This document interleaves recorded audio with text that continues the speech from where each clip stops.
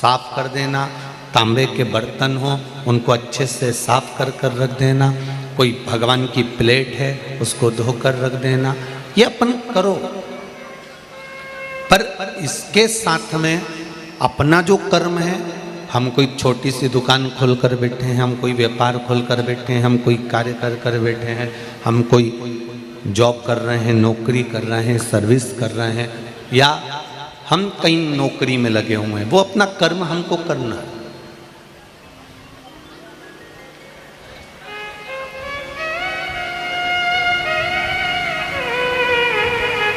उस कर्म से हमें वंचित नहीं होना।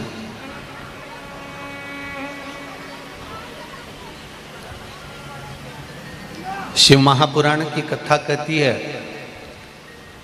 जब तारकासुर नाम के असुर का संहार करने का समय आया तब माता पार्वती जी ने कार्तिकेय को समझाया।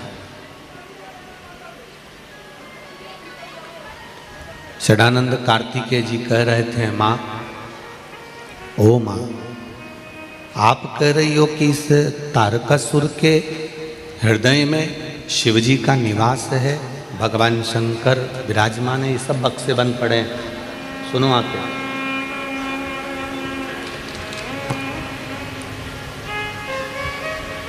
तारकासुर के हृदय में शिवजी का निवास है, भगवान शंकर का निवास है। तो माँ, अगर तारकासुर के हृदय में अगर शिव बैठे हुए हैं, तारकासुर के हृदय में अगर भगवान शंकर बैठे हुए हैं, तो माँ, फिर तो मुझे तारकासुर को मारना ही नहीं चाहिए। तारकासुर का मुझे संहार ही नहीं करना चाहिए। और पार्वती मैया ने कार्तिकेय को, षडानंद कार्तिकेय जी से कहा, ऐसा नहीं है कि तुम तारकासुर को नहीं मारोगे, तारकासुर को तुम्हें मारना चाहिए। तुम अपना कर्म करो, तारकासुर अपना कर्म कर रहा है, तारकासुर अपने कर्म में डूबा हुआ है, तुम अपना कर्म करो। जब इतना कान लगा के सुनना पड़े तो क्या मतलब का बक्सा। तारकासुर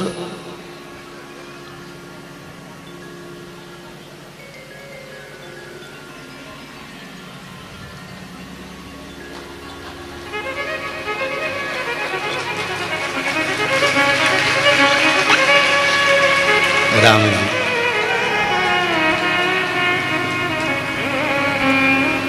अब तारकासुर अपना कर्म करे, तुम अपना कर्म करो।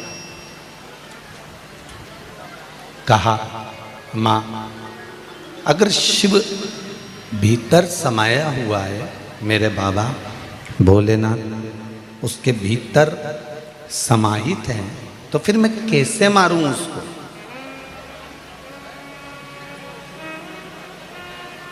थोड़ा ध्यान देना कथा की ओर। आज कथा का विराम दिवस है। आपको पहले भी कथाओं में कहा है, मेहमान जब जाते हैं तो घर के छोटे छोटे बच्चों को 100 रुपये 50 रुपये दे के जाते हैं, ठीक है। इसलिए निवेदन है, कथा का विराम दिवस है। आज भाटापारा से भोलेनाथ जी की कथा विराम होगी, पोथी जाएगी, तो हो सकता है कि मेरा भोले बाबा भी जाते जाते कुछ आपको देकर चले जाए। इसलिए बड़े ध्यान से सुनो।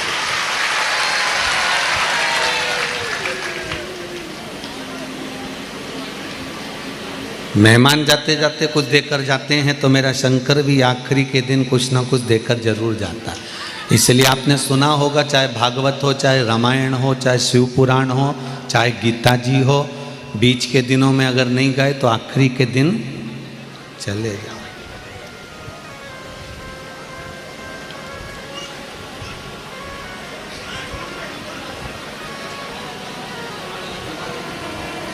डोकरा डोकरी मरते हैं ना,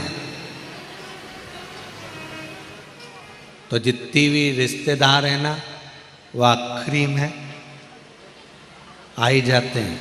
उनको मालूम है हम भी देखें क्या क्या छोड़ कर गए। उनको ये मतलब नहीं है कि कौन मर गया है कौन चले गया, उनको तो ये मतलब है कि वो क्या छोड़ा। अब पार्वती मैया कह रही है कि आप अपना कर्म करो, उस कर्म से पीछे मत हटो।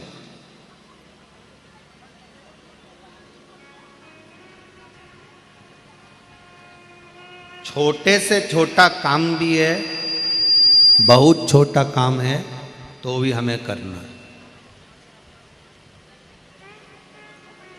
ये मंदिर में झाड़ू लगाना या पोछा लगाना या बर्तन साफ कर देना मंदिर के, या मंदिर को साफ कर देना, इससे हमें क्या सीखने को मिलता है कि हम बहुत बड़े नहीं हैं, हम बहुत छोटे हैं।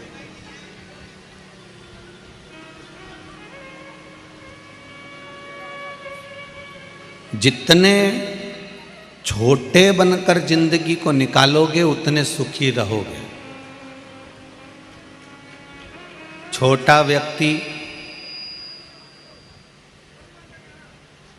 ना कोई पैसा यहाँ जमा करता है ना वहाँ जमा करता है, ना उसका कोई टेंशन रहता है कि मुझको ये फॉर्म भरना है, कि मुझको ये जमा करना है, कि मुझे टैक्स जमा करना है, कि मुझे जीएसटी जमा करना है, कि मुझे पैसा शो करना है, कि मुझे दिखाना है।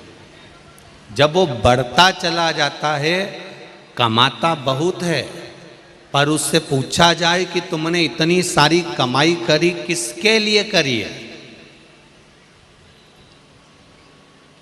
किसके लिए? जितना गरीब व्यक्ति मक्का की रोटी, ज्वार की रोटी, बाजरा की रोटी एक एक कटोरी घी डालकर, गुड़ मिलाकर, शक्कर मिलाकर, चूरमा बनाकर खा लेता है, पैसे वाला व्यक्ति एक कटोरी घी को 3 महीने छुआ छुआ कर खा पाता है।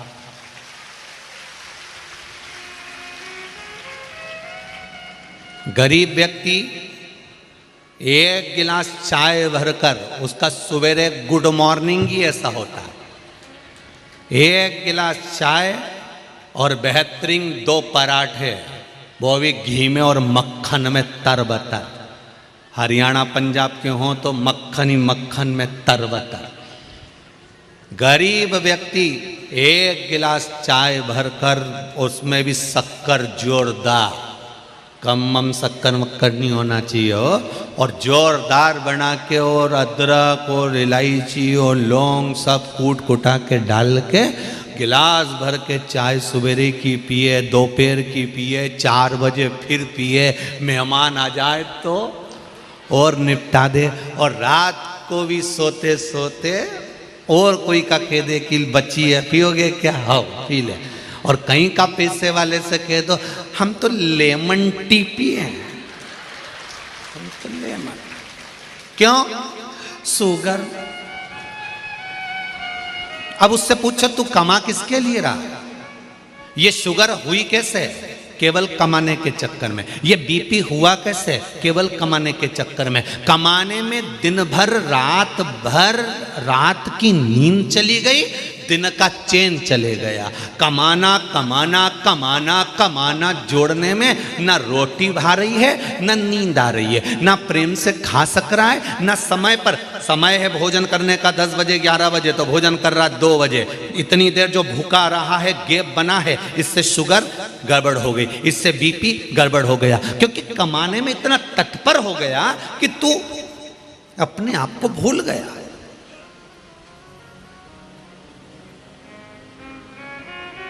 किसके लिए कमा रहे हो भाई?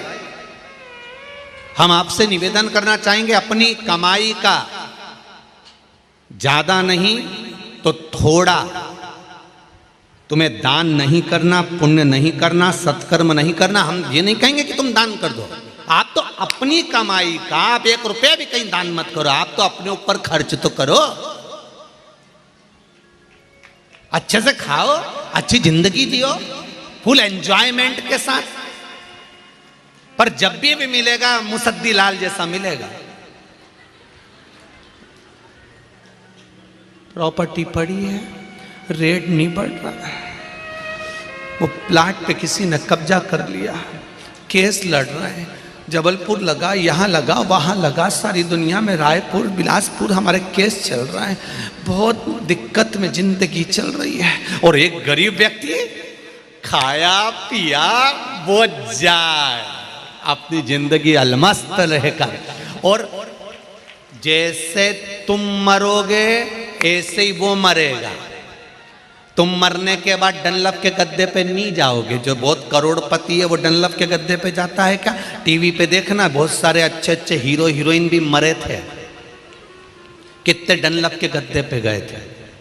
सजा के अगर गाड़ी में ले भी गए, आखिरी में लकड़ी पर, चिता पर सब उतार कर सुला दिया।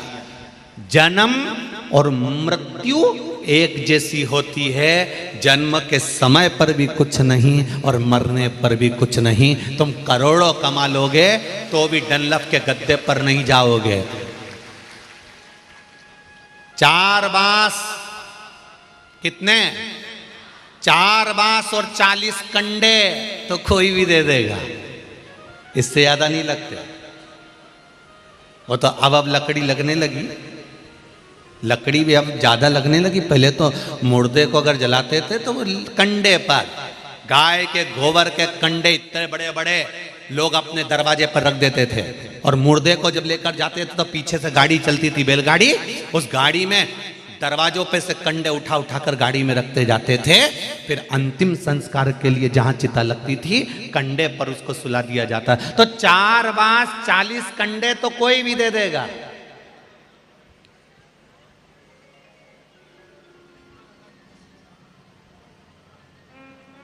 अभी कोरोना में मरे उनको कौन देने आया था? कौन सा रिश्तेदार गया था? कौन सा बेटा बेटी गए? कौन से कुटुंब वाले गए? कौन से रिश्तेदार गए? किसी को फोन लगा देते तो वो कह देता भैया मैं तो नहीं जाऊं। कौन गया देने? तो धन को मूल मत समझो। सुख की जिंदगी क्या है तुम्हारी? आनंद का जीवन क्या है तुम्हारा? आज इतने लोग कथा में आए हो, लाखों लोग आप लोग शिव महापुराण की कथा को सुन रहे हो, टीवी पर सुन रहे हो, मोबाइल पर सुन रहे हो, और इस पंडाल में बैठकर कथा का तत्व ग्रहण कर रहे हो। मेरा इतना सा निवेदन है, आप सबको देखकर मुझे बड़ी खुशी होती है कि आप अपनी जिंदगी का सही एंजॉय कर रहे हो। आप अपनी जिंदगी का सही एंजॉय कर रहे हो। समय निकाला, भगवान के पास पहुंच गए। कथा छूटेगी, 7 दिन बाद अपने काम में वापस लग जाओगे। फिर कभी मौका मिल गया कथा सुन लेंगे, फ्री टाइम मिल गया मोबाइल पे सुन लेंगे, नहीं तो चैनल पर सुन लेंगे। दिन में समय नहीं मिला रात में सुन लेंगे। आप अपने जीवन का फुल एंजॉयमेंट कर रहे हो, आप अपने जीवन को सही जी रहे हो। मन करता है शंकर जी के मंदिर चले जाते हो, मन करता है लोटा उठा के शिव जी के मंदिर पहुंच जाते हो, मन करता है पशुपति व्रत कर लेते हो, मन करता है सोमवार के व्रत कर लेते हो, मन करता है संकट सोमवार के व्रत कर लेते हो। तुम्हारे दिल से तुम कर पा रहे हो, तुम्हारी चित्त वृत्ति से तुम कर पा रहे हो, तुम्हारे हृदय से तुम कर पा रहे हो।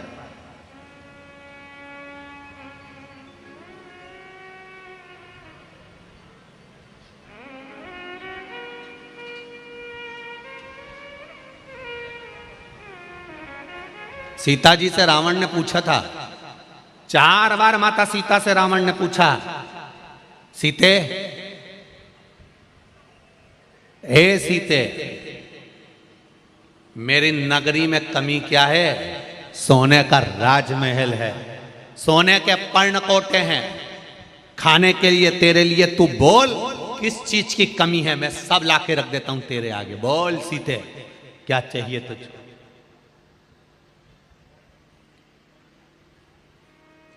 रावण ने कहा, सीता तुम बोलो तो ये पूरी प्रॉपर्टी तुम्हारे नाम कर दूं, तुम बोलो तो सारी जायदाद तुमको दे दूं, पर्णकोटे सोने के कलश, सारा नगर मंदोदरी को तेरी दासी बना दूंगा। सीता, सीता इस पूरी लंका में कमी क्या है? इस पूरी लंका में कमी क्या है?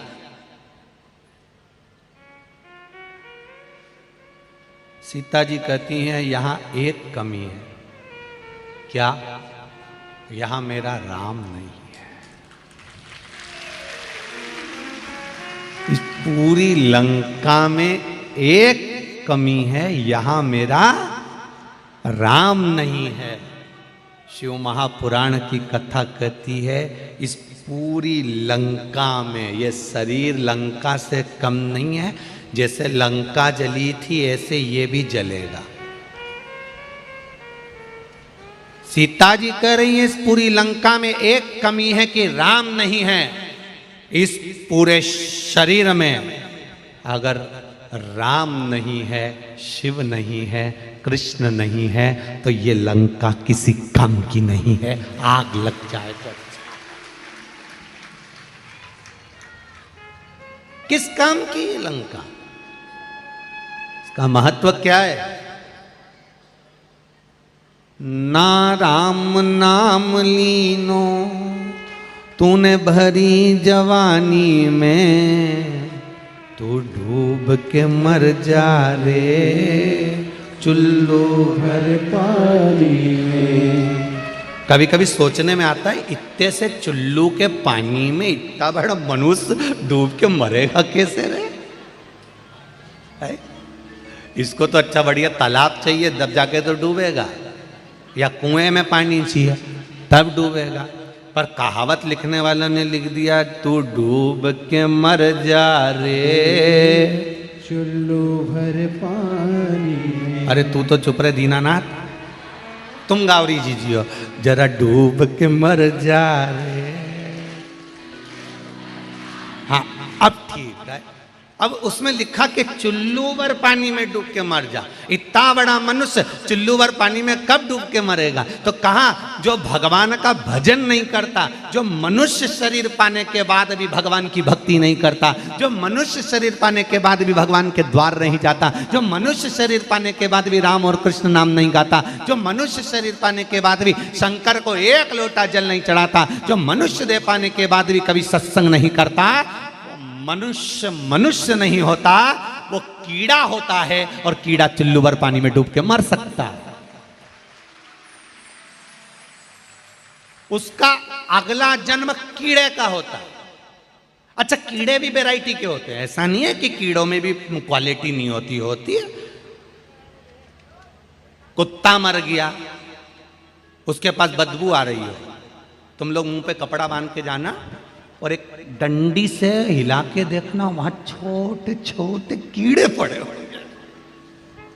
ये कौन से कीड़े हैं? कौन से कीड़े हैं? जिन्होंने कभी भगवान का नाम नहीं लिया और 24 घंटे भगवान की निंदा में लगे रहे, तो मरे हुए कुत्ते के पास में जो कीड़ा पैदा होता है ये उस क्वालिटी का। अब एक चूहे के पास, तुम्हारे यहां कभी चूहा मरा हो? मरा? मरा ना? और सड़ गया और बहुत भयंकर हाल हो गए, और उसके पास में एक सफेद कलर की इल्ली हो जाती है। देखिए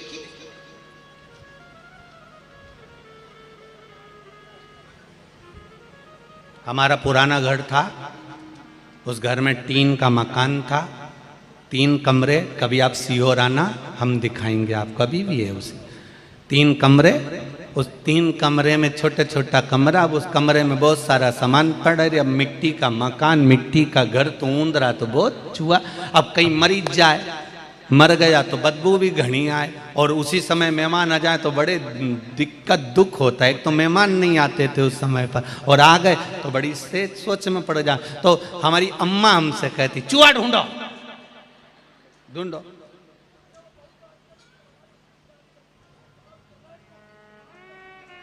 अब वो चूहा, वो के पास में छोटी छोटी सी इल्लियां जब पड़ जाए तो हम हमारी अम्मा से पूछते, अम्मा गजब का बदबू मार रहा, और इल्ली इतनी छोटी छोटी उसके पास कहां से आ गई, कहां से पहुंच गई? अम्मा बोली, बेटा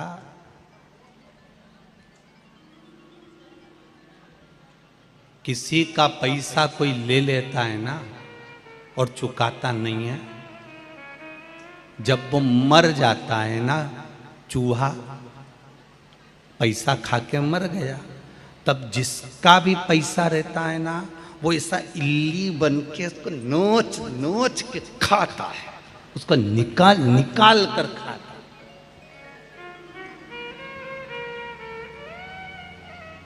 बड़ा समझना। भगवान से कहना, भगवान कृपा करना, कोई हमारा खा गया चल जाएगा, पर भगवान ऐसी बुद्धि मत देना कि हम किसी का खाएं। हमको धन देना ऐसा देना कोई खा गया चल जाएगा, पर ऐसी बुद्धि मत देना कि मुझे इसका खाकर मरना है, मुझे इसका खाकर जाना है। 1 रुपया भी किसी का नहीं खाऊं, जब यहां से जाऊं अलमस्त होकर जाऊं। एक कथा आती है ना, एक चोर चोरी करने सेठ जी के यहाँ गया। सेठ जी के यहाँ गया तो सेठ जी ने देखा कि सेठ जी के यहाँ बहुत धन था। चोर ने सोचा इसके यहाँ का पूरा माल चुरा लेना, चाहे कुछ भी हो जाए। पर सेठ जी बड़ा ईमानदार था। सेठ जी हमेशा जिसको भी उधार देता था ना तो कह देता था, ये जन्म में दोगे कि अगले जन्म में दोगे। अब जो चतुर होता था वो कहता था हम इसी जन्म में देंगे। जिसकी खाने की नियत होती थी वो कह देता था हम, अरे बोलो तो अगले जन्म में देंगे। अब चोर ने सोचा पैसा तो लेना है, तो सेठ जी के पास गया। सेठ जी, सेठ जी। सेठ जी ने बोला बोलो, मेरी बेटी का ब्याह है सेठ जी, ले लो पैसा। कितना चाहिए? 20,000 रुपये। ले जाओ। ये जन्म में दोगे कि अगले जन्म में दोगे? उसने कह दिया अगले जन्म में देंगे। सेठ जी ने कहा ले जाओ। 20,000 दे दी। इसने तिजोरी देख ली। इसने देखा तिजोरी में बहुत माल है, रात को आऊंगा सब चुरा कर ले जाऊंगा। आया, जहां पर भैंस बनती थी उस भैंस के तबेले में जाकर छुप गया। सेठ जी को जाने का इंतजार करने लगा, ये जाएं और मैं धन चुराऊं। सेठ जी जाएं और मैं धन चुराऊं। रात बहुत हो गई, सेठ जी जाने लगे। इतनी देर में भैंस आपस में बात करने लगी। एक भैंस ने दूसरी भैंस से कहा, री जी तो कितने साल से दूध दे रही है यहाँ पे? उसने कहा 3 साल से।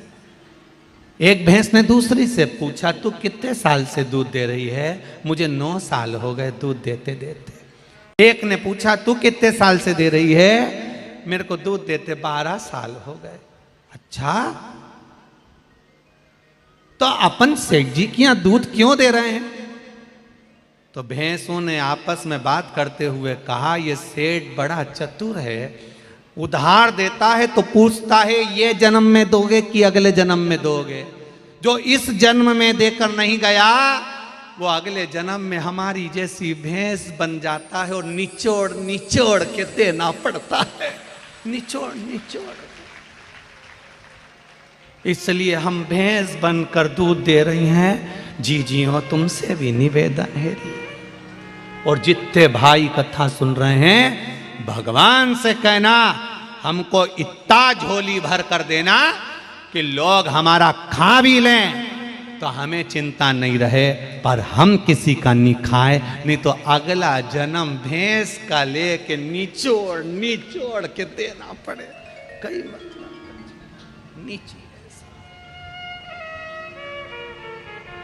दिल दुखाकर किसी का 1 रुपया भी मत रखो, 1 रुपया।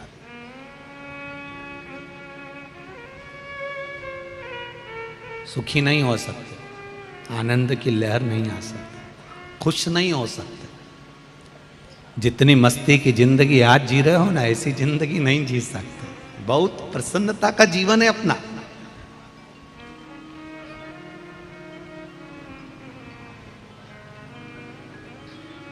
जो ज्यादा भाव खाता है वो बाद में बड़ा और पाव खाता है।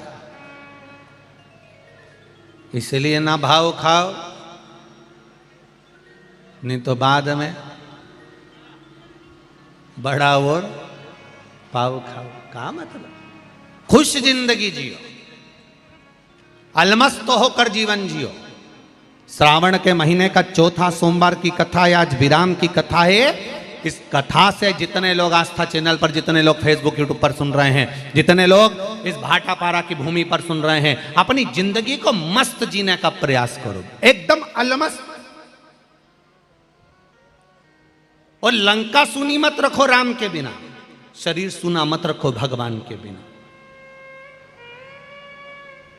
इसको भगवत भजन में डुबाइए, इसको स्मरण में डुबाइए।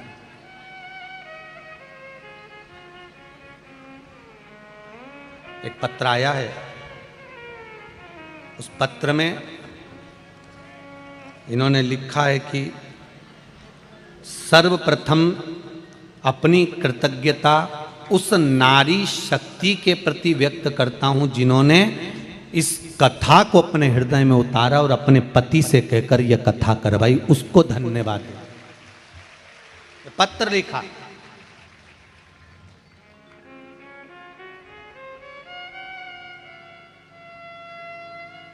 एलईडी बंद पड़ी है, एलईडी चालू करिए। कृतज्ञता, हमने कल भी कहा था, परसों भी कहा था कि बहुत बहुत साधु बात है शर्मा परिवार की बहुओं को, जिनके मन में इतना सुंदर भाव आया और उन्होंने इस कथा को अपने जीवन में आनंद के लिए करवाया। आप भी भोलेनाथ जी से कहकर जाना, श्रावण का सोमवार है आज चौथा,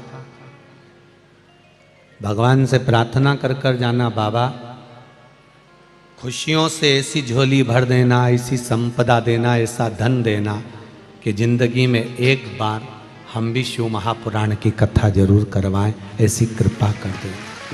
भगवान से कहकर जाना।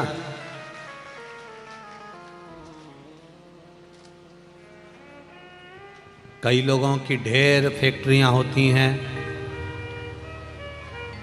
कहने वाले कहते हैं इनकी 4 फैक्ट्री, इनकी 10 फैक्ट्री हैं, इनकी 25 फैक्ट्री हैं, इनकी 4 मील चल रही हैं, इनके पास में इतनी एकड़ जमीन है, इनके पास में इतनी बड़ी जमीन जायदाद है, इनके पास में ये काम है, ये व्यापार है, ये व्यवसाय है, इतना वैभव है, इतना धन है।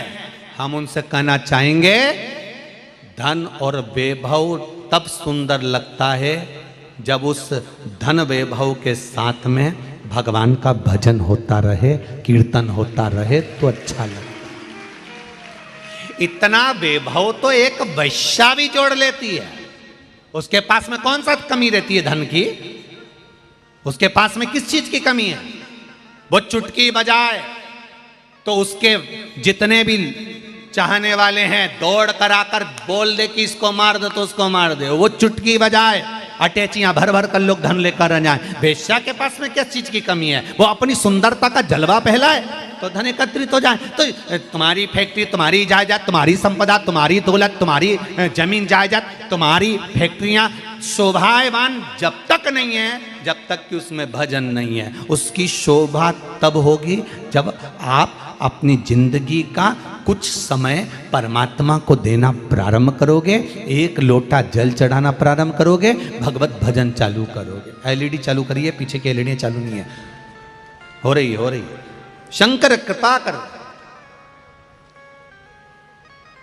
शिव तत्व की ओर चलिए, थोड़ा भजन की ओर चलिए, थोड़ा कीर्तन की ओर चलिए, थोड़ा मंत्र जाप की ओर चलिए। कुछ नहीं बनता तो अपने हृदय से या तो पंचाक्षर नमः शिवाय, षडाक्षर ओम नमः शिवाय, या फिर श्री शिवाय नमस्तुभ्यम मंत्र का जाप करो। दिल से स्मरण करो, उसको दिल से रिझाओ, दिल से पूछो, उसको देगा। अपने जीवन को खुश होकर जियो। तारकासुर को मारना है, उसका कर्म उसने करा है, अपना कर्म अपने को करना है। मां शंकर भगवान उसके हृदय में बैठे हैं, हम उसको मारेंगे तो श्रेष्ठ होगा। माता पार्वती जी ने कहा संसार में जितने मनुष्य जन्म लेते हैं, संसार में जो जन्म लेता है, मृत्यु लोक में जिसका जन्म हुआ है, माता के गर्भ से जो पैदा हुआ है, उसके साथ शंकर भगवान जन्म के समय से लेकर मृत्यु के समय तक हर पल हर घड़ी हर क्षण रहते हैं। केवल भजन के माध्यम से हम उसको प्रकट कर लेते हैं। भजन के माध्यम से हम उसको प्रकट कर लेते हैं। भजन के माध्यम से हम उसको सामने ले आते हैं।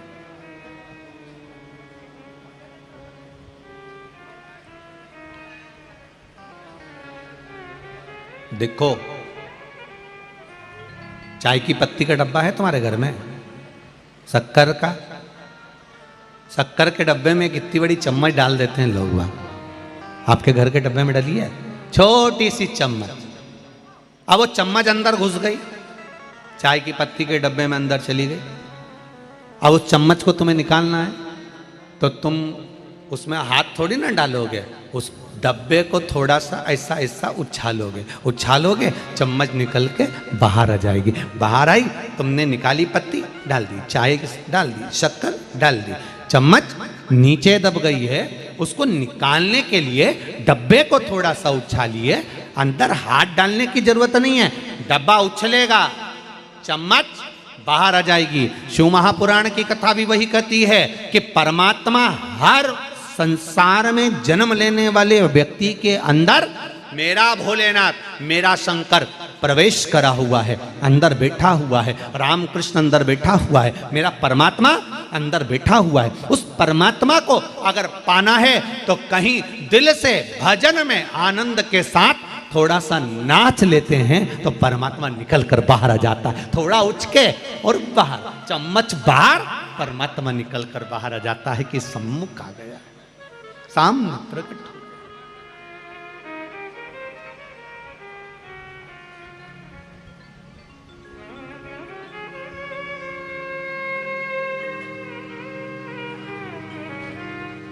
बड़ी मुश्किल से वो हमको प्राप्त होता है।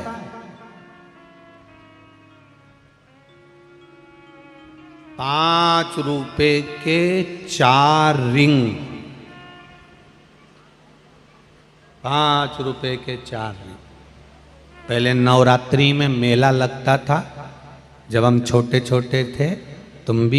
तुम्हारे यहाँ भी लगता होगा नवरात्रि में।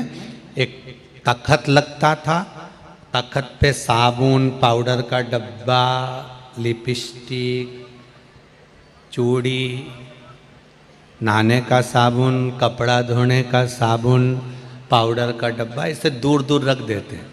और वो माइक पे चिल्लाता है, ₹5 के 4 रिंग, ₹5 के 4 रिंग। वो हाथ में रिंग पहने रहता है लकड़ी के। ₹5 के 4 रिंग, 5। बोलो किस किस ने देखा है? देखा सबने? रख लो, फिर तो अपन एक ही वैरायटी के रख लो। ₹5 के 4 रिंग, ₹5 के 4 रिंग। और ₹5 के 4 रिंग अपन लेते हैं, और लेने के बाद फिर अपन धीरे से एक रिंग, जो रिंग जिस चीज में आ जाएगा वो चीज उसकी, और रिंग फेंकते, फेंका। किसी किसी का तो पहले फिर समझ लो आप लोग जरा अच्छे से, भगवान ये नहीं देखता कि तुमने कौन सी स्तुति करी है, भगवान ये नहीं देखता तुमने कौन सा मंत्र पढ़ा है, भगवान ये नहीं देखता कि तुमने क्या करा है। भगवान तो निर्मल मन सो मोहि पावा, भगवान केवल तुम्हारा दिल देखता है। मन, किसी किसी का मन रहता ही नहीं पूजन में, और जबरदस्ती है, वो तो सास कह रही है तो व्रत तो रखना ही पड़ेगा करवा चौथ का। सास ने कहा है, रत्ती भर इसका मन नहीं है कि मैं व्रत रखूं, फिर भी करवा चौथ का व्रत इसने सास के कहने पे रख के साड़ी माड़ी खोस खोसा के पल्लू मल्लू लेके चली भी गई। और पति से भी कह दिया छत पे आ जाना, और नीचे चलनी रखी है और दिए की थाली रखी, ऊपर ले आना, मैं जा रही। ऊपर चली गई, बिल्कुल ऊपर नहीं, छत पे। और छत पे गई और पति सामान लाया, उसमें से एक सामान भूल आया तो चिल्ला के दौड़ गई। रत्ती भर की अक्कल नहीं। 3 थाली रख के आई थी मैं, उसमें एक थाली में सामान रखा था, वो तो लाई नहीं उठा के, जा पहले लेके आ। जल्दी जाओ। बेचारा दौड़ के नीचे गया, फिर लेके आया, फिर इधर खड़े हो जाओ। फिर उसने चलनी में मुंह देखा,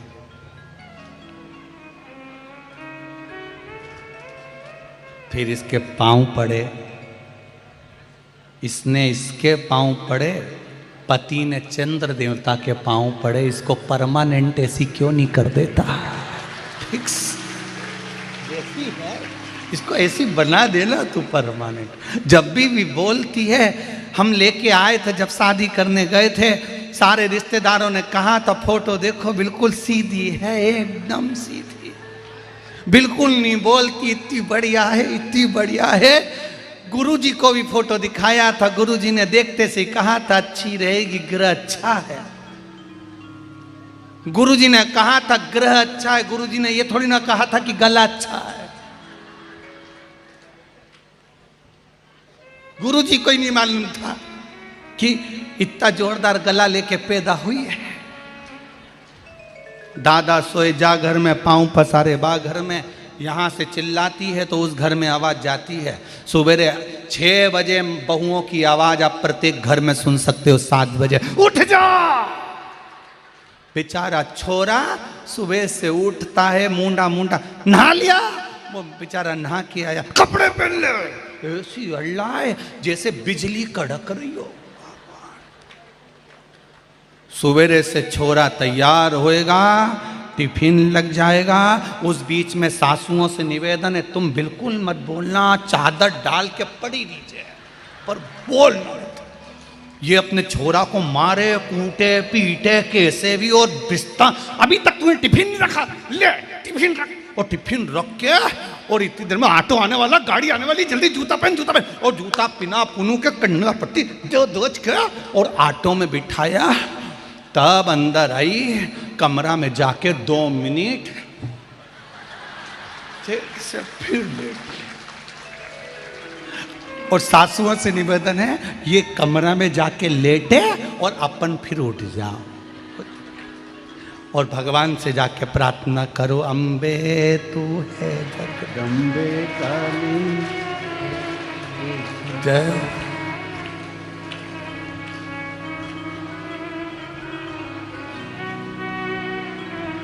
तेरे घर के बच्चों पे भीड़ पड़ गई भारी, मां बड़ी कृपा।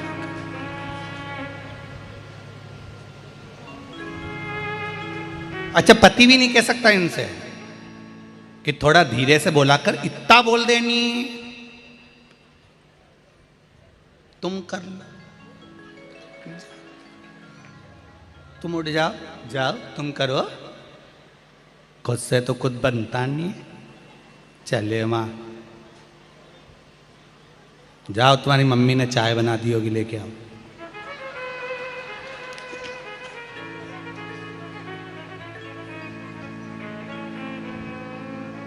हे भगवान, क्या बोलूं।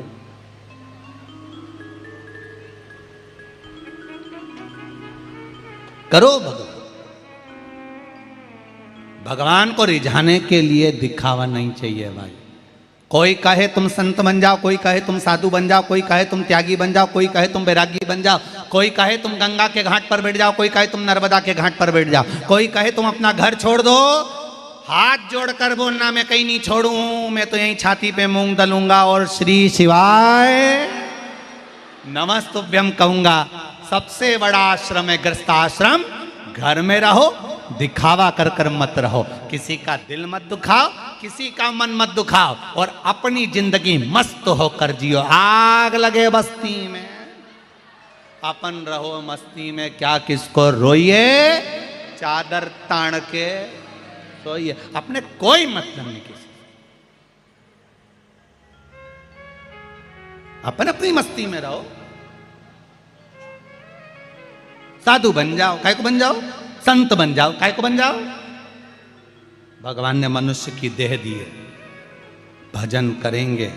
जैसे मीराबाई अपने महल में रहती थी और गिरधर गोपाला को भजती थी, नामदेव जी घर में रहते थे, पंडरीनाथ को भजते थे, तुकाराम घर में रहते थे, भगवान का भजन करते थे। कर्माबाई घर में रहती, भगवान का भजन करती। हम भी करेंगे, घर में रहकर करेंगे, परिवार में रहकर करेंगे, दिखावा नहीं करेंगे। हमसे दिखावा बनता भी नहीं।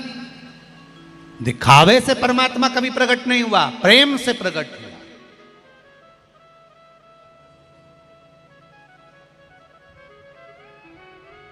तारकासुर को मार दे कार्तिकेय, वो उसके कर्म का भोग है।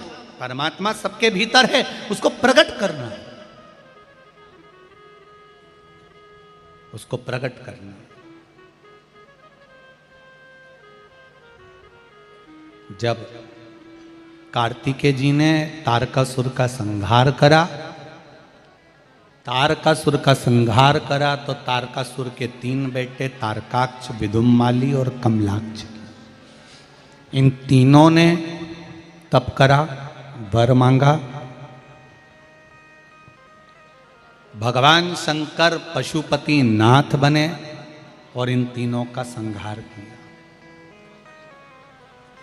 पशुपति व्रत का वर्णन शिव महापुराण के अंतर्गत आता है।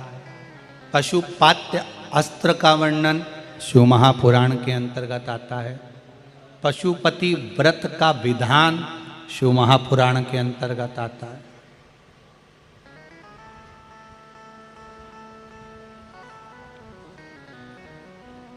गीता प्रेस गोरखपुर की शिव महापुराण की कथा यदि आप संस्कृत में नहीं पढ़ सकते तो हिंदी की लो, उसको पढ़ो, उसको पढ़िए। हमसे अगर कोई लोग कहते हैं कि ये आप बोलते हैं कहाँ लिखा है, हम पूरी गीता प्रेस गोरखपुर की शिव महापुराण की कथा एक आसन लगा के उनको बिठा देते हैं, इसको पूरा पढ़ ले, एक एक अक्षर पढ़ना और हम पूछेंगे वहां से जवाब देना, फिर हम बताएंगे कि हमने जो बोला कहाँ से बोला। पढ़ो, भले 4 दिन लग जाए, 5 दिन लग जाए, 10 दिन लग जाए, एक जगह बैठ के एक एक शब्द पढ़ना, आपको मिल जाएगा कि पशुपति व्रत कहाँ लिखा है, श्री शिवाय नमस्तुभ्यम कहाँ लिखा है, शिवरात्रि का पूजन विधान कहाँ लिखा है, शंकर का स्मरण कहाँ लिखा है, काली मिर्च विधान कहाँ लिखा है, काली तिल कब चढ़ाना है, मक्खन का शिवलिंग का विधान कहाँ है, दही का कैसा वर्णन, दूध का वर्णन, दुर्वा का वर्णन, बेलपत्र का वर्णन, शमीपत्र का वर्णन, आंख का पुष्प का वर्णन, मूंग का वर्णन, अरहर का वर्णन, एक एक चीज शिव महापुराण में लिखी, आप पढ़ो। जो प्रश्न करते हैं उनको कहते हैं पहले धीरे से यहां बैठो और पूरा 7 दिन 8 दिन 6 दिन 5 दिन जितना दिन लग रहा पढ़ो, एक एक शब्द पढ़ो। गीता प्रेस गोरखपुर की शिव महापुराण भले हिंदी के लिए कराओ पर पढ़ो, उसमें एक एक शब्द मिलेगा। कहा भगवान शिव ने पशुपति नाथ बनकर तारकाक्ष, विदुम्माली और कमलाक्षकी को मारा। शिव जी का नाम पशुपति नाथ पड़ गया। पशुपति व्रत पहले छुपा हुआ था, शिव महापुराण के माध्यम से आप सब ने करना प्रारंभ करा। कई लोग आज भी पशुपति व्रत के विधान को हमारी आवाज में लेकर भी चेंज कर कर बोल रहे हैं। कई लोग उस पशुपति व्रत के विधान को बदल दे रहे हैं अपने माध्यम से, अपनी भाव प्रकट कर कर। पर पशुपति व्रत का जो नियम है वो एक ही नियम है जो शिव महापुराण के अंतर्गत है। सुबह पूजा की थाली लगाई है, 5 व्रतों का विधान है, छठा व्रत का विधान नहीं। कितने व्रत? 5। सुबह पूजन की थाली लगाई है, पूजा की थाली अभिषेक का सामान सब लेकर आप मंदिर में जाइए, शिव मंदिर में जाकर बाबा का जल अभिषेक पूजन करिए जिस हिसाब से आप करते आए हो। पूजन की थाली में सामान उतना रखना जो शाम को भी आपके साथ चला जाए, अलग से नहीं रखना पड़े।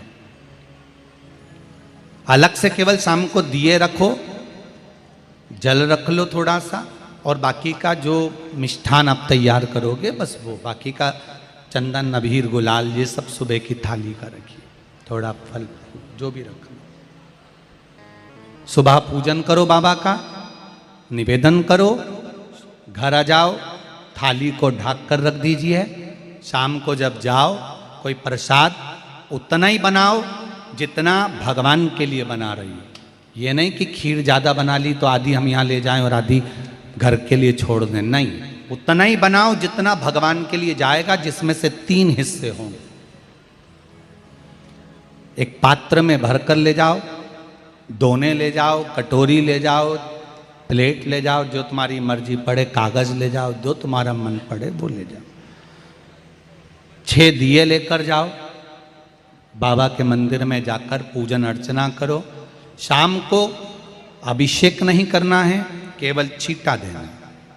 थोड़ा सा जल जो बचा हुआ है उसमें से थोड़ा थोड़ा छींटा देकर, जल का थोड़ा सा छींटा देकर पूजन आदि कर कर, जैसी पूजन सुबह करी वैसे ही भाव से पूजन करो। 5 दिए थाली में से नीचे रख दो, 6वां दिया भी नीचे उतार दो थाली में से। 5 दिए लगाना जब प्रसाद के 3 हिस्से पूरे कर दो, प्रसाद के 3 हिस्से रख दो नीचे, फिर दिए लगा दो 5। एक दिया उठाकर जिसको जलाया नहीं है वापिस अपनी थाली में रख लो। 5 दिए प्रज्वलित कर कर बाबा को निवेदन कर दो, बाबा आज मेरा पहला पशुपति व्रत है, इसको स्वीकार करना। दिल से बाबा इस कार्य के लिए मैंने करा है, इसको स्वीकार कर लेना।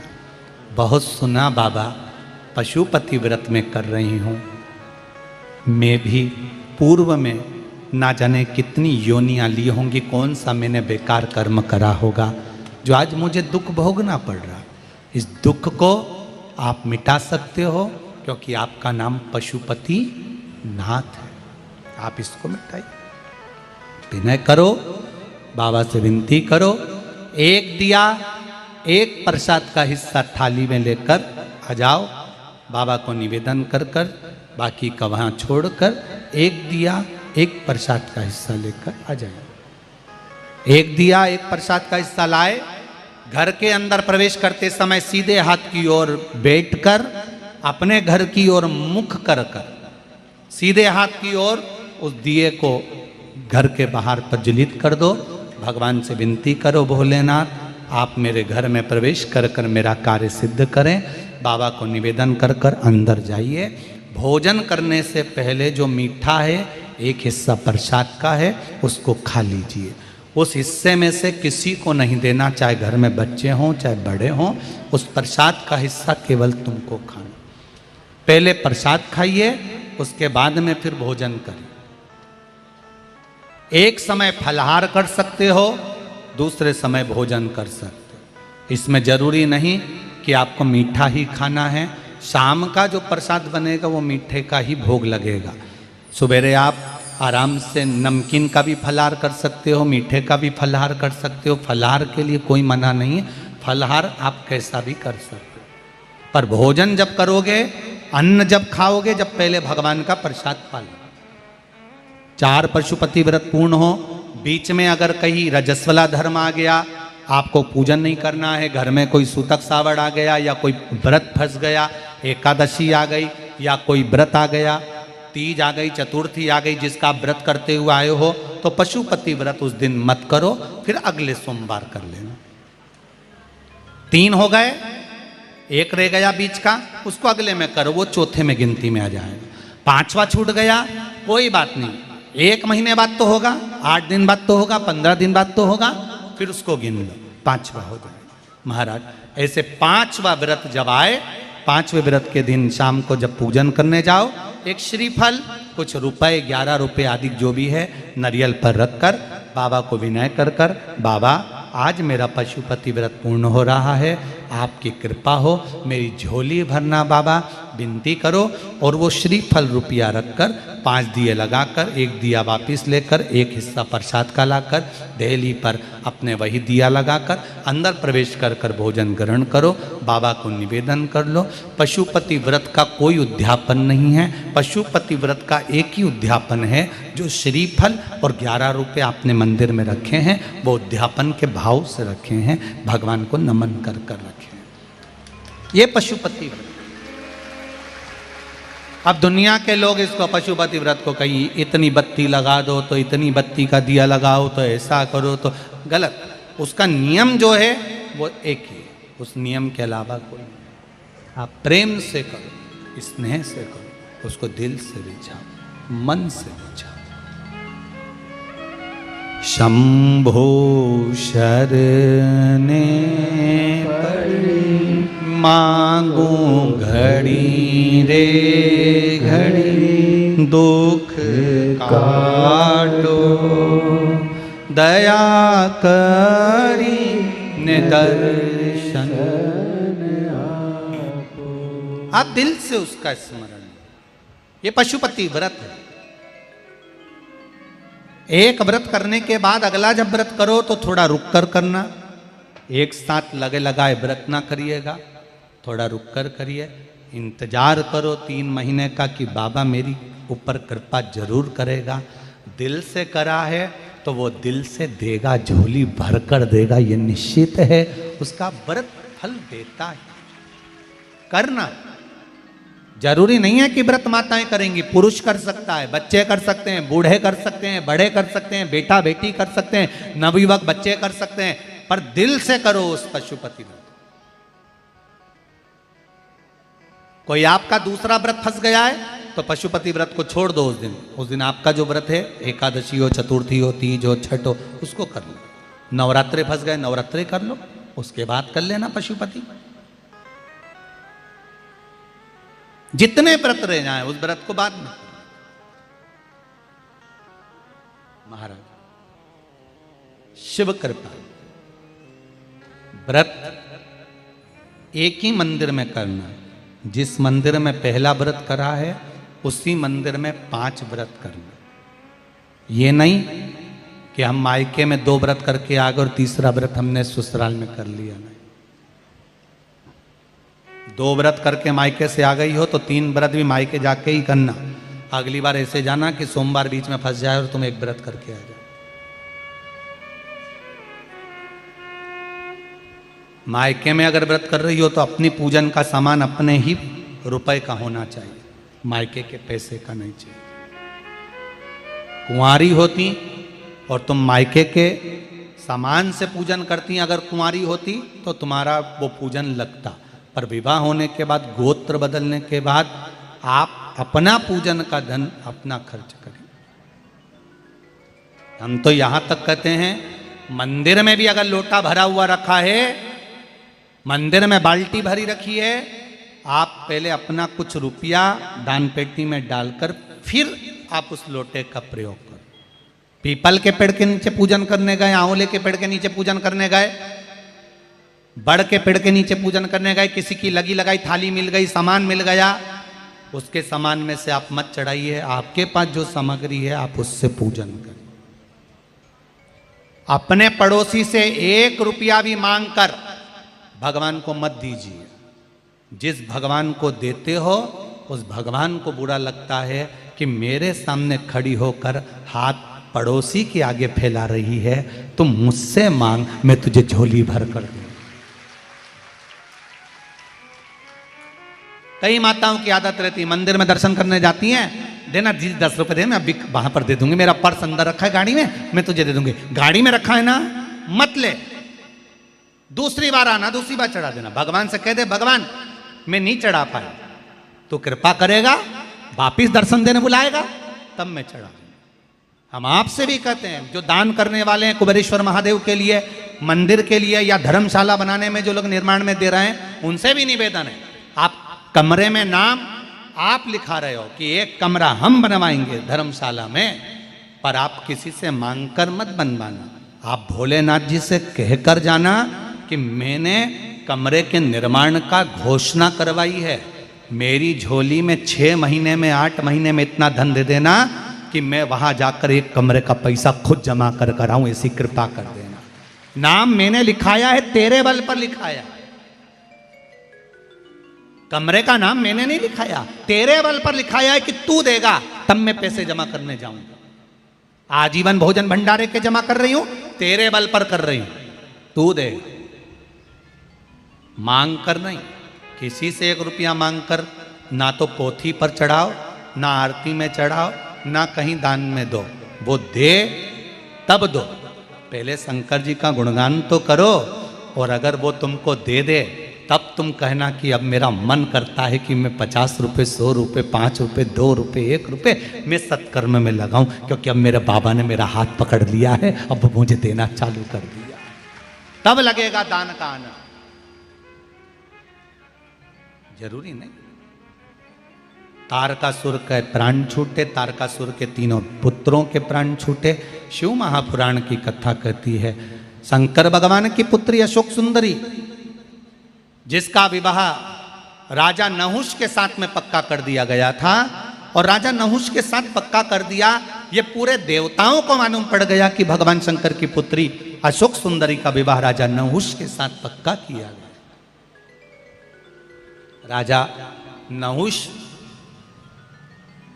जो शिव उपासक हैं, जैसे अशोक सुंदरी के पिता भगवान शंकर की उपासना ये नहीं कि केवल संसार के लोग करते हैं, उपासना पुत्र भी करते हैं।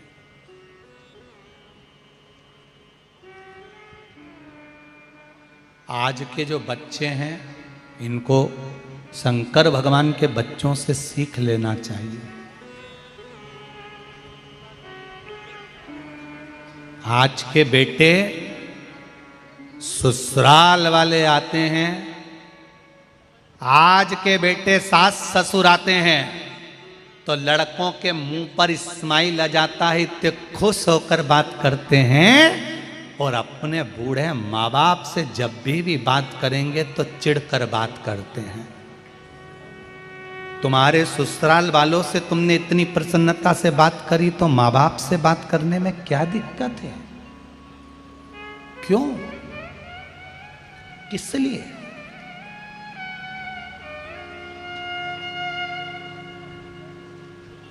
पूरे नगर के लोग आपका सम्मान करते हैं, पूरे प्रदेश के लोग आपका सम्मान करते हैं, पूरे नगर के लोग आपका सम्मान करते हैं, पूरे मोहल्ले के लोग आपका सम्मान करते हैं, पूरे कुटुंब वाले आपका सम्मान करते हैं। और यदि आपका बेटा, आपकी बेटी अगर आपका सम्मान नहीं करती, तो दुनिया के सबसे बड़े भिखारी आप हो, सबसे बड़े भिक्षुक आप हो। आपने दुनिया के आगे अपनी वैल्यू बना ली, दुनिया के आगे आपने अपना सम्मान बना लिया, पर अपनी औलाद, अपने पुत्र, अपनी पुत्री आपका सम्मान नहीं कर पाई। जब भी बोलते हैं चिढ़कर बोलते हैं, इसमें पुत्र और पुत्री की गलती नहीं है, इसमें गलती है आपकी परवरिश की, कि आपने संस्कार नहीं दे पाए, आप ज्ञान नहीं दे पाए। आप भी अपने माँ बाप से चिढ़कर बोलते थे, इसलिए आपकी औलाद भी आपसे चिढ़कर बोलती है। आप हमेशा अपने माता पिता से चिल्लाकर बात करते थे, तो आपकी औलाद भी आपसे चिल्लाकर बात करती है। आप हमेशा चिल्लाकर बोलते हो, इसलिए आपकी औलाद भी आपको चिल्लाकर बोलती है। आप कभी मंदिर नहीं जाते, तो आपकी औलाद भी कभी मंदिर नहीं जाती। आप किसी के आगे झुकना पसंद नहीं करते, तो आपकी औलाद आपके सामने झुकना पसंद नहीं करती। अगर दुनिया आपका सम्मान कर रही और आपकी औलाद आपका सम्मान नहीं कर रही, तो दुनिया के सबसे बड़े गरीब व्यक्ति आप हो, सबसे बड़े भिखारी व्यक्ति आप हो। अपने बच्चों को धन दो मत दो, अपने बच्चों को वैभव दो मत दो, अपने बच्चों को प्रॉपर्टी दो मत दो, पर अपने बच्चों को संस्कार जरूर दो, जिससे आपकी जिंदगी सार्थक। अपने बच्चों को संस्कार दीजिए, जिससे आपका जीवन सार्थक हो। आप अपने लिए क्या कर रहे हो? अपने लिए, अपने बच्चों का। मैंने बच्चों के नाम पे एक पेट्रोल पंप कर दिया, मैंने बच्चों के नाम पे प्रॉपर्टी कर दी, मैंने पत्नी के नाम पर यह कर दिया, मैंने उनके नाम पे यह कर दिया। बच्चों को मैंने कलेक्टर बना दिया, बच्चों को मैंने इंस्पेक्टर बना दिया, बच्चों को मैंने एसपी बना दिया, बच्चों को मैंने डॉक्टर बना दिया, बच्चों को मैंने इंजीनियर बना दिया, बच्चों को मैंने सब कुछ बना दिया। पर वो बच्चे आपसे स्माइल से बात करते हैं, वो बच्चे आधा घंटा आपके पास में आकर बैठते हैं, वो बच्चे आपका सम्मान करते हैं, वो बच्चे रोज आपको प्रणाम करते हैं, वो बच्चे जैसे बचपन में मम्मी के गले आकर मिलते थे, बुढ़ापे में माँ के गले में हाथ डालकर कहते हैं, माँ तुझे कोई चिंता तो नहीं है, तू खुश रहा कर, अब तेरा बेटा कलेक्टर बन गया, अब तेरा बेटा मिनिस्टर बन गया, अब तेरा बेटा डॉक्टर बन गया, माँ तू खुश तो है। जो बच्चे इस तरह से अपने माँ बाप से व्यवहार करते हैं, तो समझ लेना तुमने कुछ कमाया कि नहीं कमाया, पर संस्कार तो कमा लिए, संस्कार कमा लिए।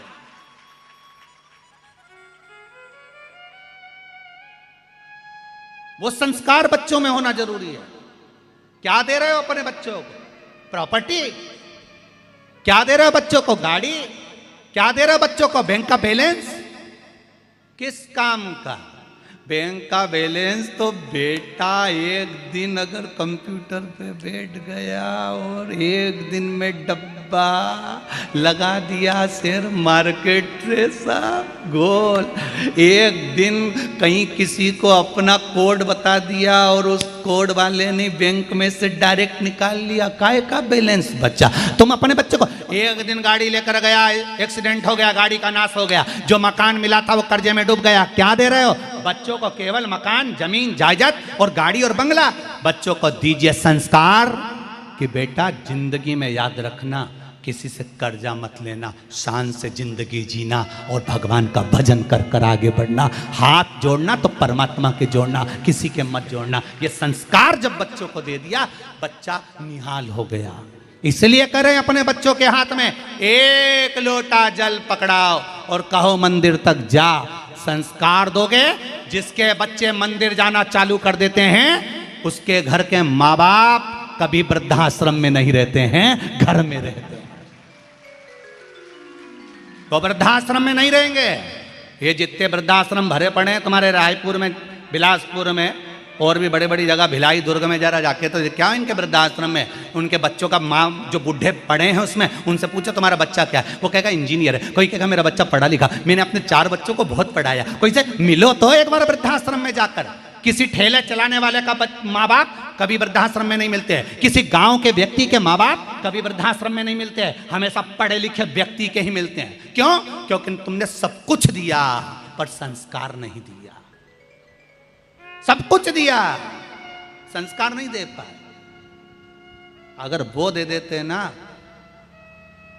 तो तुम्हें फिर बुढ़ापे में वृद्धाश्रम में जिंदगी नहीं निकालना पड़ती। तुम्हारी औलाद ससुराल वाले आए तो खुश होकर बात करे और बूढ़े माँ बाप से चिढ़कर बात करे, उस दिन माँ बाप को कह देना चाहिए इसलिए पैदा नहीं करा तुझको कि तेरी सुनूंगी मैं।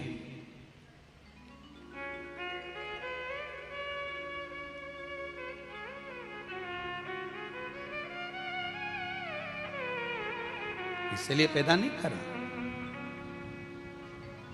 एक बात याद रखो, बचपन में तुम्हारी गोदड़ी बिगड़ेगी तो मां धो देगी। अरे बोलो तो री जीजियो, सही है कि गलत है? बचपन में तुम्हारी गोदड़ी गदेली जिस पे सो रहे हो वो गंदी करोगे तो माँ धो देगी, बाप धो देगा। पर बड़े होकर अगर अपनी तन धो भी लेते हो,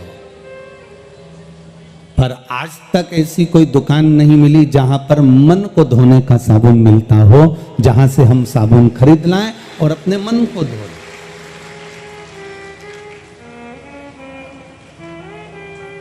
हमने महाराष्ट्र की इस भूमि पर एक चीज देखी है, वो कहे बिगड़ नहीं रहेंगे। महाराष्ट्र के लोग क्या करते हैं, जब बर्तन बहुत काला हो जाता है, मांझ कर देख लिया कि बहुत काला हो गया, बहुत घसा उसे, बहुत घसा, पर वो बर्तन उजला ही नहीं हुआ, वो बर्तन साफ ही नहीं हुआ। तो महाराष्ट्र के लोग इतने चतुर होते हैं, उस बर्तन को छाछ में या बर्तन के अंदर छाछ भर देते हैं। क्या भर दिया है? छाछ। छाछ बोलते हो, मई बोलते हो, क्या बोलते हो? छाछ बोलते हो। तो महाराष्ट्र के लोग जो बर्तन ज्यादा काला हो गया, साफ नहीं हो रहा, उसमें छाछ भर देते हैं और थोड़ी देर रख देते हैं। अब बहू कहती है माँ बहुत काला है, माँ कह देती है छाछ भर के रख दे, पड़े रहने दे, 2-4-8 घंटा छाछ भरी रहेगी ना, साफ हो जाएगा।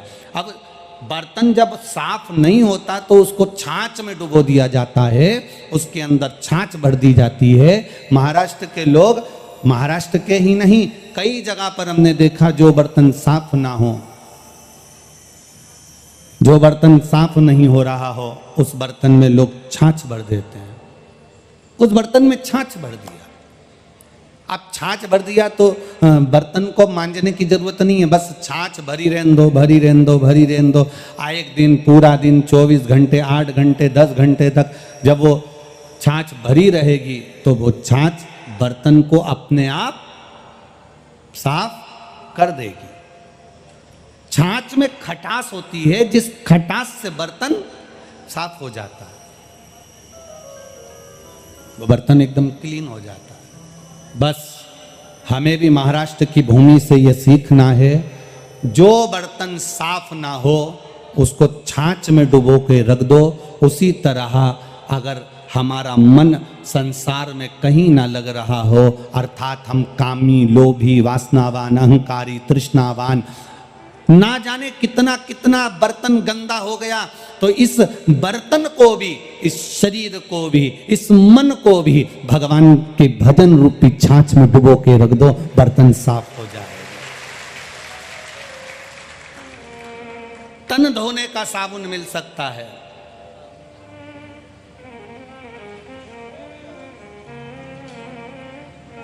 आजकल तो साबुन भी खत्म हो गया। साबुन की जगह आजकल बॉडी वॉश आ गए, वो क्या बोलते हैं, सोप आ गया, बॉडी सोप क्या बोलते हैं, वो फेस वॉश भी आ गया हो।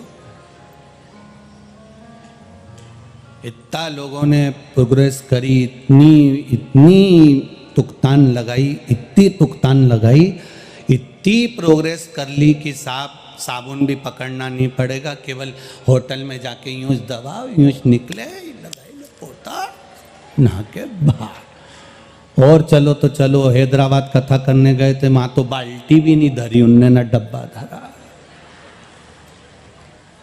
हमने पूछा भाईती जी से, हमने कहा भाईती जी इसमें तो बाथरूम में बाल्टी और डब्बा कुछ भी नहीं है। कि गुरुजी जरूरत ही नहीं है। हमने कहा क्यों जरूरत नहीं है? बस ऐसी बटन दबाओ, ऊपर से पानी गिरेगा ना, नहा धो के चल दो।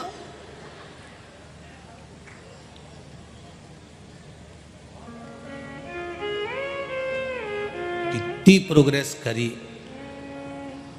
बहुत उन्नति हमारे राष्ट्र ने करी है, मना नहीं है, पर एक उन्नति इस राष्ट्र की जो पुरानी है उसको अपने जीवन में उतार कर रखना, भगवान की भक्ति, ये उन्नति सबसे पुरानी है। इसका भजन करते करो भजन।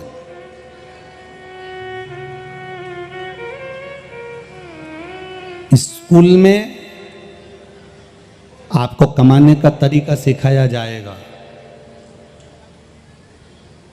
स्कूल में आपको डिग्री प्राप्त करने का तरीका सिखाया जाएगा। स्कूल में आपको कमाने का तरीका सिखा दिया जाएगा, पर घर के संस्कार, परिवार के संस्कार आपको कमाने का तरीका सिखाएं चाहे ना सिखाएं, पर आपके भीतर अहंकार ना आए, ये घर का, परिवार का संस्कार हमें सिखा देगा कि हमें कैसे रहना, हमें किस तरह से रहना। बहुत लोगों ने उन्नति कर ली, हर जगह पर लोग, बैंक आपको खूब पैसा उधार देने को बैठी है। मकान बना लो, लोन ले लो। बहुत सारे बैठे होंगे, लोन लेके मकान बनाया होगा। गाड़ी लेना है, बोलते जाओ, जम के बोलो, लोन ले लो। शादी करना है, लोन ले लो। लोन से, कर्जे से आप बंगला बना सकते हो। लोन से, कर्जे से आप गाड़ी ले सकते हो। लोन से, कर्जे से आप शादी भी कर सकते हो। लोन से, कर्जे से आप ऐश और आराम की जिंदगी भी जी सकते हो। पर लोन से, कर्जे से आप मन से कभी सुखी नहीं रह सकते, ये निश्चित रखिए। आप भीतर से कभी सुखी नहीं रह पाओगे, टेंशन बना ही रहेगा। देना है, उसका नाम है कर्जा। कर्जे का मतलब पूरा अगर समझेंगे तो कर कर के जा, उसका नाम, जम के बोलो जरा, कर्जा।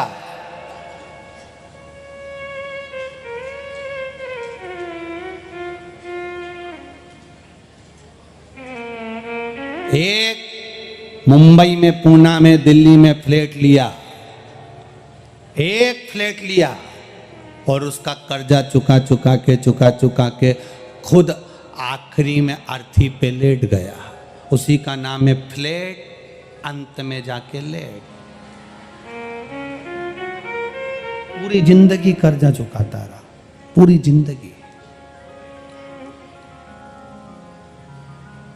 बहुत लोगों ने उन्नति कर ली, हर जगह पर लोग, बैंक आपको खूब पैसा उधार देने को बैठी है। मकान बना लो, लोन ले लो। बहुत सारे बैठे होंगे लोन लेके मकान बनाया होगा। गाड़ी लेना है, बोलते जाओ, जम के बोलो, लोन ले लो। शादी करना है, लोन ले लो। लोन से, कर्जे से आप बंगला बना सकते हो। लोन से, कर्जे से आप गाड़ी ले सकते हो। लोन से, कर्जे से आप शादी भी कर सकते हो। लोन से, कर्जे से आप ऐश और आराम की जिंदगी भी जी सकते हो। पर लोन से, कर्जे से आप मन से कभी सुखी नहीं रह सकते, ये निश्चित रखिए। आप भीतर से कभी सुखी नहीं रह पाओगे, टेंशन बना ही रहेगा। देना है, उसका नाम है कर्जा। कर्जे का मतलब पूरा अगर समझेंगे तो कर करके जा, उसका नाम, जम के बोलो जरा, कर्जा।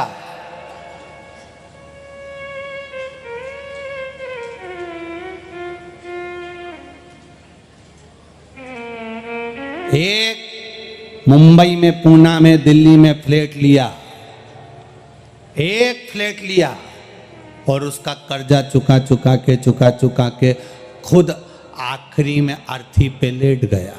उसी का नाम है फ्लैट, अंत में जाके लेट। पूरी जिंदगी कर्जा चुकाता रहा, पूरी जिंदगी। बनाया फ्लैट, अपनी तनख्वाह से पैसे कटवाए, अपनी तनख्वाह से पैसे कटवाए, अपनी तनख्वाह से कटते रहे वो फ्लैट। बाद में किसके काम आया? तुम पूरी जिंदगी लोन भरते रहे।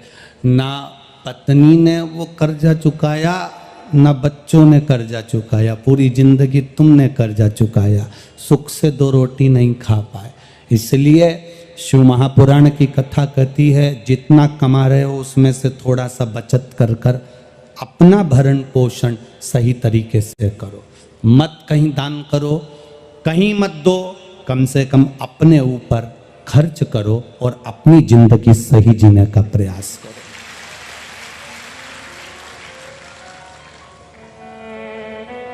अपना जीवन सही जियो, अपने जीवन को मस्त जीने का प्रयास करो, अपने जीवन को श्रेष्ठ जीने का प्रयास करो। और जब हम अपने जीवन को श्रेष्ठ जीने का प्रयास करेंगे, जब हम अपने जीवन को सही तरीके से जीने का एक प्रयास करेंगे, तो उम्मीद है हमारा वो जीवन अपने आप सार्थक। देवादिदेव महादेव,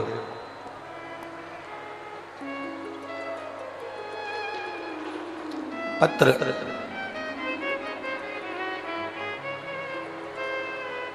में लतागिरी, धर्मपत्नी धर्मेंद्र गिरी, उत्तम नगर, नई दिल्ली। मेरी 10 साल की बेटी के बाद संतान का सुख नहीं हुआ। डॉक्टरों ने मना कर दिया था कि तुम्हें संतान नहीं होगी, पर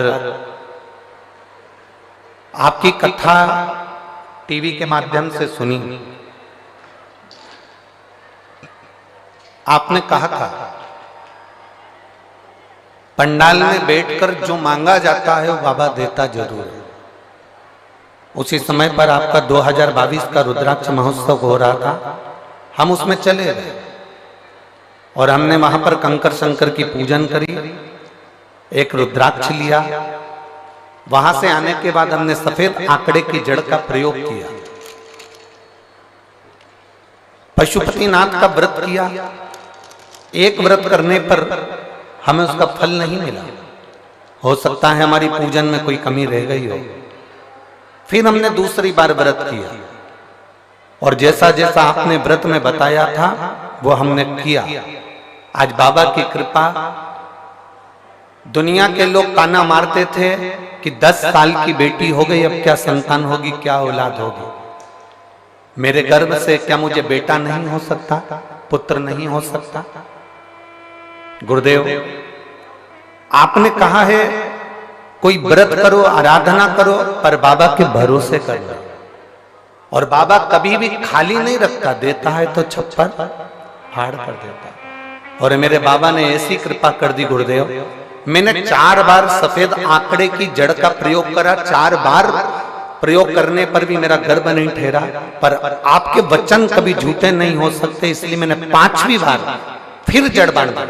और 5वीं बार जड़ बांधी तो बाबा की ऐसी कृपा हुई कि मेरे गर्भ से 2 बेटों ने जन्म लिया। मेरे गर्भ से 2 पुत्रों ने जन्म लिया। मैं दोनों को यहां लेकर आई हूं। बाबा को प्रणाम करें।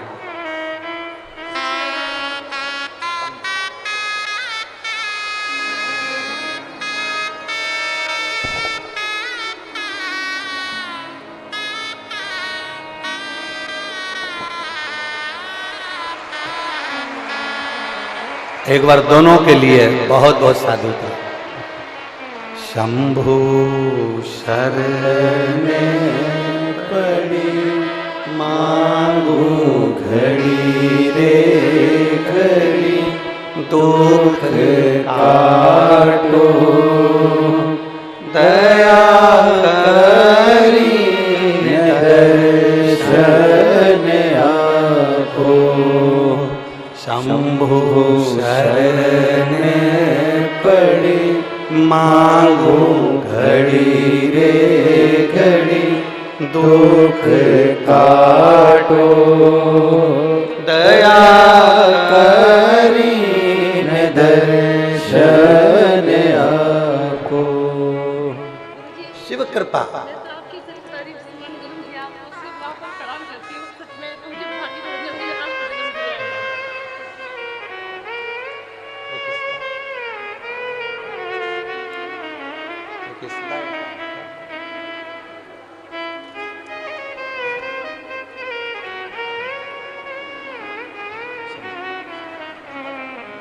अरे लुटा दिया प्यार काशी वाले ने, कर दिया माला मार काशी वाले ने। एक निवेदन करना चाहते हैं, आप लोग अगर स्वीकार करेंगे तो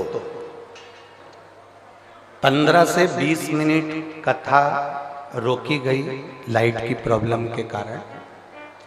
भले आस्था चैनल पर भले 4 बजे कथा कट हो जाए, पर हमारा मन है कि 20 मिनट कथा पीछे तक चलती रहे।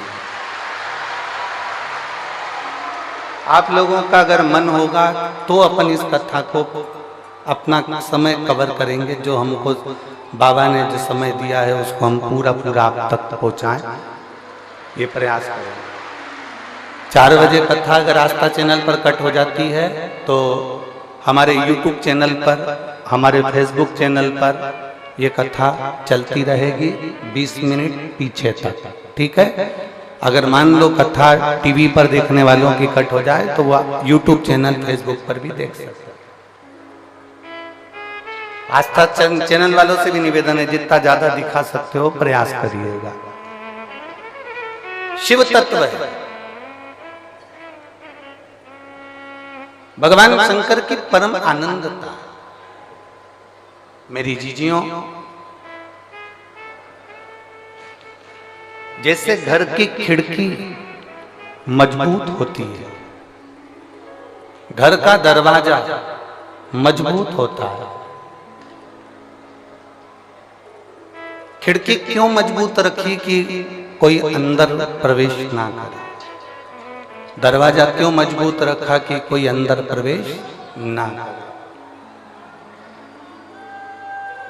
खिड़की मजबूत रखी जिससे कोई अंदर प्रवेश ना करे, दरवाजा मजबूत रखा जिससे कोई अंदर प्रवेश ना करे।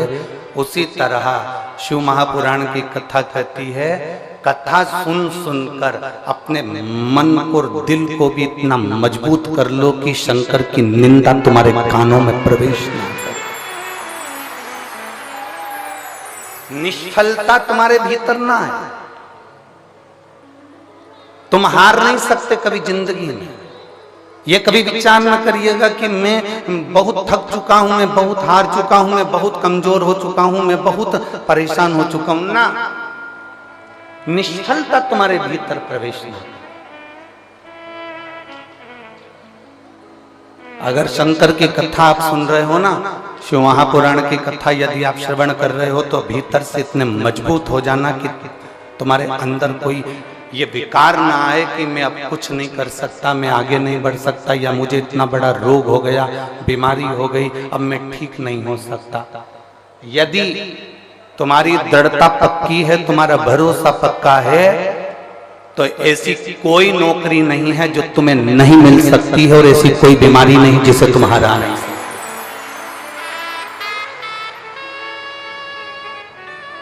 अपने लक्ष्य को पक्का कर,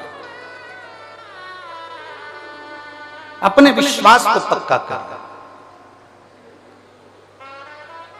आज कोई कह रहा था कि गुरुजी ये बताइए कि भगवान शंकर के मंदिर की सीढ़ी चढ़ने का फल क्या है, मंदिर में जाने का फल क्या है, मंदिर की चौखट पर जाने का फल क्या है, मंदिर की सीढ़ियां चढ़ने का क्या फल है, शिवालय में जाने का क्या फल है। शिव महापुराण की कथा कहती है कि भगवान शंकर के शिवालय की जितनी सीढ़ियां चढ़ते हैं, जितने कदम चलकर हम भगवान शंकर की कथा तक पहुंचते हैं, जितने कदम चलकर हम भगवान के मंदिर तक पहुंचते हैं, जितने कदम चलकर हम शिवालय तक पहुंचते हैं, जितने कदम चलकर हम भगवान शंकर की पवित्र कथा तक पहुंचते हैं, शिव कथा कहती है उतने उतने मार्ग मेरा भोलेनाथ तुम्हारे लिए खोलता चले जाता है और आपको आगे निकालता चले जाता है।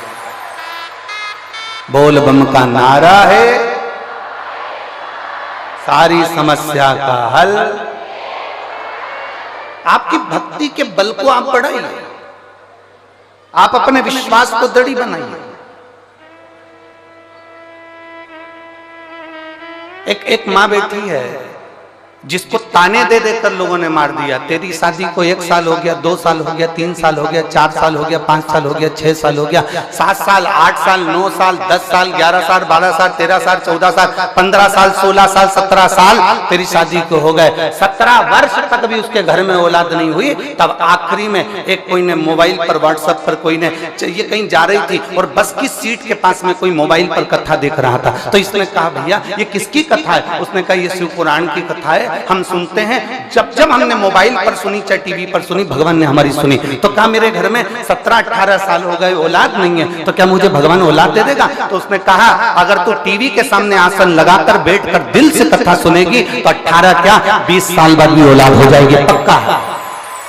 और उसको 18 साल के बाद में औलाद हुई। कहीं बैठी हो 17-18 साल के बाद में औलाद हुई, हम पत्र ढूंढेंगे उससे अच्छा। अगर कहीं बैठी हो तो हाथ हिला सकती। 17 साल के बाद, 18 साल के बाद उसको औलाद हुई। अगर कहीं बैठी हो तो हाथ हिला सकते हो, और बच्चों को अगर लेकर आई हो तो यहां ला सकती हो। उसका पत्र हम ढूंढेंगे, टाइम लगेगा। शिव कथा कहती है, शिव महापुराण की कथा कह रही है, शिव तत्व कह रहा है। आपका भरोसा, आपकी दृढ़ता, आपका विश्वास,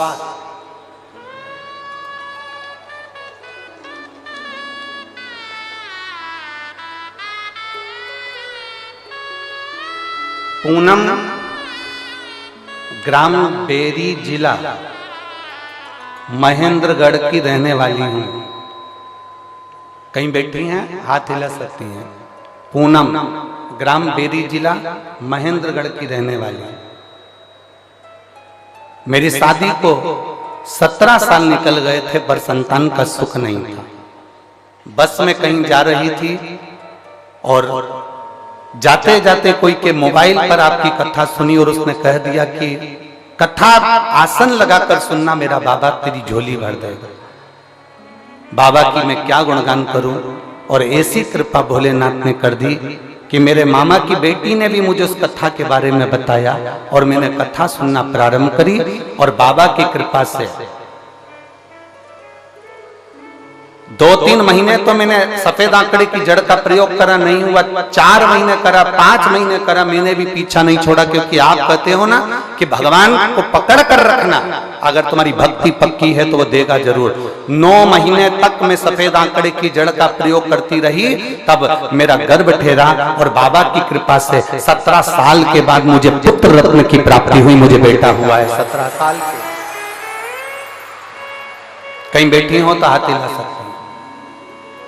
17 वर्ष के बाद शिव तत्व की प्राप्ति। और शंभु शरणे पड़ी मांगू घड़ी रे घड़ी, ऐसी ऐसी दुख काटो दया करी दर्शन आप शिव तत्व को जितना भजोगे, भगवान शंकर की कथा को जितना अपने भीतर उतारोगे, शिव भक्ति को जितना अपने अंदर उतारने का प्रयास करोगे, मेरा देवाधिदेव महादेव उतनी कृपा करना प्रारंभ करेगा। शिव तत्व शंभु ओघड़ी है। मेरी रेवाड़ी की जीजियों, मेरे रेवाड़ी के जीजाओं, मेरी बेटियों बेटाओं, मेरी माताओं, अपने भीतर एक विश्वास को दृढ़ बनाकर रखना। जितने यहाँ कथा में बैठे हो ना, एक विश्वास को पक्का रखकर बैठना। इसमें अलवर के, और अभी कथा बातचीत थी हरियाणा में तारा बाबा की कुटिया में, सिरसा का। इन पूरे पत्रों में सबसे ज्यादा पत्र अलवर के, सिरसा के, नोएडा, दिल्ली में जो कथा बातचीत थी स्कूल में, उसके पत्र हैं। इन पत्रों में लिखा कि हमने वहां के पंडाल में बैठकर कथा सुनी थी और मेरे बाबा ने मेरी झोली भर दी।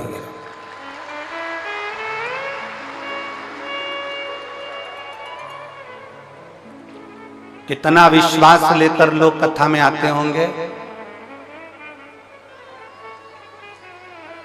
एम्बुलेंस लगा लगा कर लोग अपने अपने घर के जीवों को, जो बीमार है, बहुत तकलीफ में